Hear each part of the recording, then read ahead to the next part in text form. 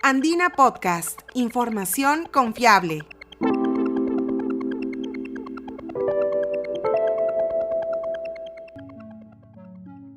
Bienvenidos, soy Quilla Cuba, periodista de la Agencia Andina. Visibilizar y promover la ciencia siempre ha sido uno de los mayores propósitos de la química Mayra Flores. Desde su formación en las aulas de la Universidad Nacional de Ingeniería, entendió el valor y la necesidad de hacer divulgación científica. Para ello, emprendió varios proyectos a lo largo de estos 20 años. El más reciente se llama Guardianas de la Salud, su primera aventura editorial que fue presentada en la Feria Internacional del Libro de Lima con el sello de Editora Perú. Se trata de un libro de cuentos donde narra las historias de 5 científicas peruanas: Magali Blas, Paquita García, Evelyn Castro, Milagro Zabaleta y Luz Caviedes, quienes han contribuido en la salud de nuestro país de una manera que muy pocos conocen. Sabía que en nuestro país, del total de investigadores, solamente el 32% son mujeres, según cifras del CONCITEC. Es por ello que esta publicación busca promover la participación femenina en este campo, donde la gran mayoría son varones. En este nuevo episodio de Andina Podcast, la doctora en ciencias explica detalles de su primer libro, Guardianas de la Salud, desde cómo fue la selección de las historias hasta el inspirador mensaje que busca transmitir.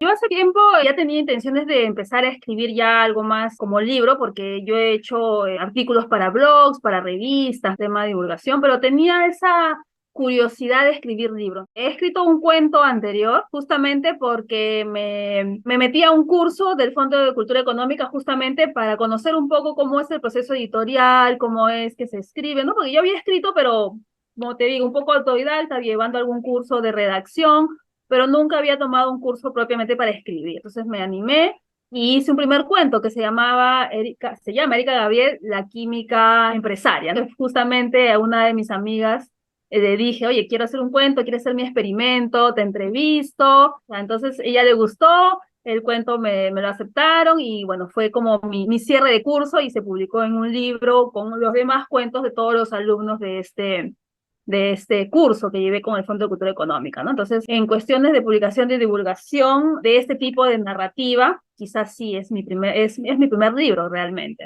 Así nació el libro Guardianas de la Salud, un libro de cuentos inspirado en personajes reales, narrado en un lenguaje ameno y con ilustraciones que atrapan al lector. Sin embargo, seleccionar las historias para el libro fue una tarea complicada. Primero surgió la idea de contar 25 historias, donde cada científica representa a una región del Perú. Pero el tiempo era muy corto para hacerlo realidad. Entonces, Mayra Flores comenzó a buscar proyectos con una contribución directa a la población. Así encontró a las 5 guardianas que día a día trabajan para cuidar la salud de los peruanos. Lo que hice para este libro es, si bien es cierto, hay muchas investigadoras y me encantaría hacer una historia de cada una de las más de 2000, porque creo que todas contribuyen muchísimo, pero me puse a pensar cómo hacer que el público pueda ver la contribución directa de estas mujeres, ¿no? Porque el proceso de investigación es un proceso largo, muchas veces está en investigación básica, y le toma un tiempo en llegar hasta que la población pueda sentir ese impacto de esa investigación. Entonces, lo que yo hice fue buscar esos proyectos que ya la población de alguna manera hayan podido ver cómo les ayudó. Uno de los primeros cuentos narra la historia de Evelyn Castro, una ingeniera de sistemas arequipeña que creó en plena pandemia por el COVID-19 el primer protector facial en el Perú y cuyo primer lote llegó a las enfermeras y médicos de esa región. Hay 2 de las guardianas que cuento su historia. Una que es ingeniera de sistemas y que tú dirías, pero una ingeniera de sistemas, ¿cómo va a contribuir en salud? Porque ella manejaba unas técnicas de impresión en 3D y empezó a ver que otros países estaban imprimiendo viseras y ciertos dispositivos, un videolaringoscopio, que ella tenía el material, tenía la tecnología, simplemente era bajarse los planos, adaptarlo al público peruano porque las tallas son distintas y directamente contribuir. Entonces me encantó porque no era su proyecto, pero vamos, es un científico que tiene herramientas, hay una pandemia, todo el mundo necesita, y ella dijo, bueno, esto ya no iba a imprimir prótesis de cara, dijo, bueno, eso se queda a un lado, yo necesito contribuir con mi país, se puso y rápidamente hizo no una, sino varias soluciones Y qué mejor ejemplo que en la pandemia, ¿no? Que salvó un montón de médicos, ¿no? Porque realmente la mayor contribución que ella hizo fue dispositivos para los médicos, para pues, que se protejan. Viseras para protección, videolingoscopios para que le pueda poner al paciente con COVID sin acercarse mucho, porque recuerda que el COVID pues se podía transmitir vía aérea y el médico tenía que poner el laringoscopio y estar tan cerca que los médicos por eso se empezaban a contagiar y por eso morían muchos en las primeras semanas. Entonces ella les dio herramientas para que los médicos estuvieran más protegidos, ¿no? Entonces me encantó porque también es una persona que, como digo, ella quizás no había focalizado esa parte del área médica, pero inmediatamente giró un poco sus herramientas que ya tenía para dar esa solución. Otro cuento explica cómo la bióloga Milagros Zabaleta creó la primera prueba molecular peruana para el diagnóstico de COVID-19. Sus habilidades empresariales le hicieron dar un gran salto. No solo llegar al desarrollo de un prototipo para solucionar una necesidad de pruebas diagnósticas para el coronavirus, sino que le permitió también escalar su tecnología, producirla en el país y comercializarla.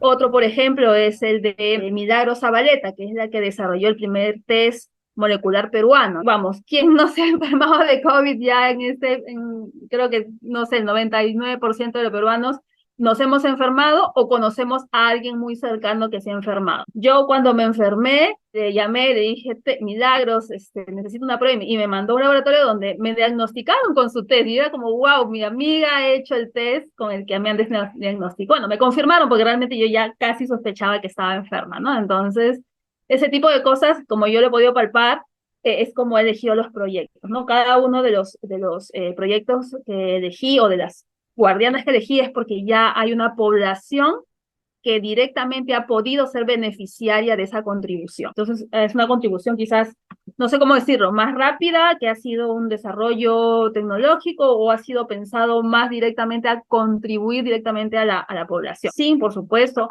dejar de lado o menospreciar la investigación básica. Por supuesto, la investigación básica es sumamente importante, pero le tarda un tiempo más largo en que la población pueda palpar esa contribución directamente. Luego viene la historia de Paquita García, especialista del Instituto Nacional de Salud. Ella desarrolló un test para el diagnóstico del dengue y fue uno de los primeros en el mundo. Esta tecnología tardó más de 10 años y ahora se adaptó al diagnóstico de otras enfermedades como la fiebre amarilla y viene siendo muy solicitada por otros países a nivel mundial. Paquita García, ella desarrolló un test de dengue. No tengo que decirte mucho más que ahora están sufriendo el dengue por todos lados y es un kit que lo han desarrollado. Y el de fiebre amarilla, lo interesante es que por primera vez el Perú fue el único país en el mundo que tenía un test de diagnóstico para la fiebre amarilla, de tal manera que otros países nos pidieron al Perú que por favor les diéramos el kit y le dimos a varios países. Entonces, Paquita García, que es jefa del laboratorio de metaxénicas del INS, pues ella lideró el desarrollo de estos kits, que no fue cosa fácil, les tardó como más de 10 años en desarrollarlo, pero ahora que ya tienen la tecnología, pueden adaptarlo a distintas enfermedades virales. Empezaron con el dengue, lo han adaptado a fiebre amarilla, y están adaptando a otras enfermedades, ¿no? Entonces, lo bueno es que como cuando ya tienes la tecnología desarrollada, es mucho más fácil o te cuesta menos tiempo el adaptarlo a una enfermedad viral también que ellos les toma interés. Otra de las guardianas del libro de Mayra es la doctora Magali Blas. En el cuento se narra cómo nació el programa Mamás del Río, el cual brinda atención médica a mujeres que viven en zonas aisladas de nuestra Amazonía con ayuda de la tecnología. Magali Blas es una médica de Cayetano Heredia que tiene un proyecto muy bonito que se llama Mamás del Río, que ha ayudado a cuidar a lactantes, recién nacidos y madres gestantes durante su periodo de maternidad, ¿no? Porque según me comentó para la historia, pues como ella ha ido a comunidades bastante alejadas donde solo puedes llegar con peque, no hay otra forma de comunicación, entonces son comunidades que están muy lejos de las ciudades y muchas de ellas dan a luz en casa, no van al centro de salud. Entonces ella ha hecho todo un programa justamente con agentes comunitarios, ¿no? Una persona de la comunidad los ha capacitado para que a través de ellos puedan capacitar a estas mujeres. Si ella está luchando todavía para que ella le encantaría que esto sea una política nacional, pero el plan bicentenario Perú-Colombia le ha gustado y lo están poniendo en práctica ahora en la frontera, por eso que Mamás de Río ahora es Mamás de la Frontera también, entonces ha crecido. Y lo bueno es que para esta segunda versión ha incluido también métodos anticonceptivos para las jóvenes, o sea, va creciendo un poco según la necesidad. La última historia es la de Luz Caviedes, una destacada científica que desarrolló un test de diagnóstico para la tuberculosis y que falleció en el 2012. Para reconstruir su historia, la autora tuvo que conversar con varias personas que trabajaron con la científica Lucy, como también la conocían.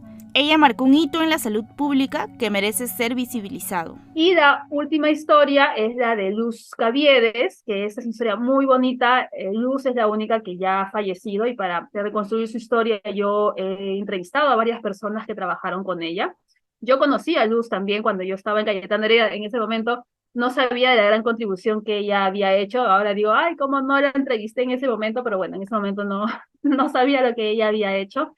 Ella desarrolló un test de diagnóstico para tuberculosis, pero ¿cuál es el potencial de este test? En el momento que ella lo desarrolló, tenías dos opciones. Si querías un test rápido, te costaba muy caro. Y si necesitabas un test de bajo costo, como es en las mayores de ciudades de nuestro país, te tardaba al menos un mes en saber si tenías tuberculosis o 7 semanas si es tuberculosis y esta variante que es multidrogo resistente, que puede ser resistente a los fármacos. Entonces, ¿cuál es el problema? Que a veces simplemente diagnostican de tuberculosis, le dan los fármacos, pero si no determinas si es fármaco resistente o no, le puedes estar dando una medicina que no le va a funcionar. Entonces, estás perdiendo tiempo valioso que el paciente no solamente no se cura, sino que encima contagia, porque la tuberculosis es muy contagiosa vía aérea. Entonces, lo que hizo Lucy es una cosa muy curiosa, porque ella, como los premios Nobel, estaba buscando algo, pero ella estaba buscando desarrollar un test de diagnóstico, pero tenía que ver con una cuestión de colorimetría, quería saber si variaba el color de un cultivo, ¿no? Estando presente este Bicobacterium. Pero en la observación se dio cuenta que el Bicobacterium, mientras iba creciendo, iba cambiando de forma. De tal manera que en el crecimiento ella era capaz de decir, este paciente está enfermo y este no. Y era solamente porque ella estaba mirando todo el tiempo al microscopio y se dio cuenta que el micobacterio iba cambiando de forma a diferencia de otros microorganismos que estaban ahí. Entonces ella no tenía que esperar las 2 semanas, que normalmente era el test, ya a los 5 o 6 días ella podía casi ver, decía, uy, esto yo creo que sí. Entonces su test entre 7 y 9 días ya podía detectar. Y más aún, lo más importante, que el instrumental que ella necesitaba era muy básico, de tal manera que ese test se podía hacer en menos tiempo, podías dar también a la vez el test de multidrogo resistente, porque normalmente lo tradicional es que primero se hiciera un test y luego cuando es detectado positivo, recién hagas el otro para saber si es multidrogo resistente. Su test lo podía hacer las dos cosas en paralelo. Entonces, no solamente fue un test más rápido, sino de bajo costo. Entonces, después de un tiempo que se dieron cuenta que ese test pues era un gran avance, pues varios países la empezaron a llamar, a invitar para que ella les ayude a implementar ese test en sus países. Después de muchos años el INS también lo ha implementado. Y no es un test de PCR, que es la técnica molecular actual, que es la más certera para estas enfermedades, ¿no? El problema de la PCR, como siempre, de las técnicas moleculares es que sube los costos, ¿no? Además que son relativamente más recientes. Estamos hablando del año 2000, que es más o menos cuando Lucy lo publicó, donde todavía la PCR no era muy popular ni muy usada, ¿no? Entonces, es una gran contribución que hizo Lucy, que yo desde que me enteré me gustó esa historia y quiero visibilizarla porque creo que no ha recibido el merecido reconocimiento que ella debió haber recibido en ese momento, ¿no? Ella se fue lamentablemente por un problema de salud, se fue joven y no recibió ese reconocimiento que creo que debió recibir. Además, saber también de que su test ha ayudado a muchísima gente.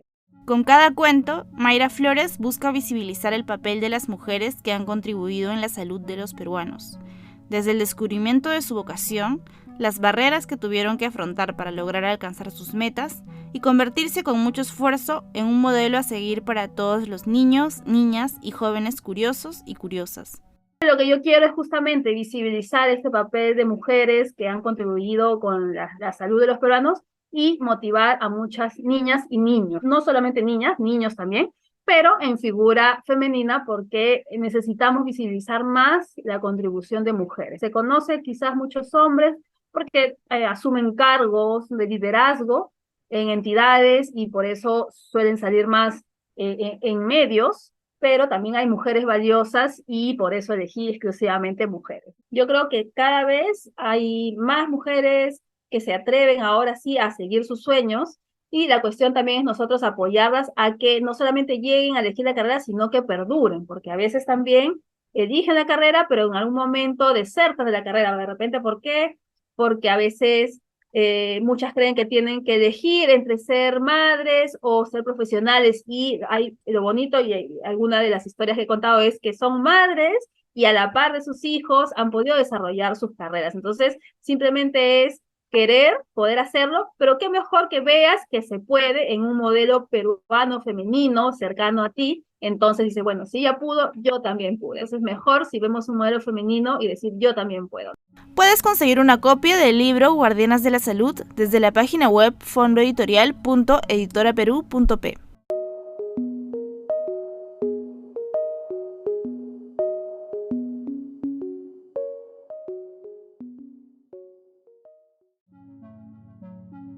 Si deseas conocer más historias inspiradoras de ciencia y tecnología, visita nuestro sitio web podcast.andina.p y síguenos en SoundCloud y Spotify como Andina Podcast.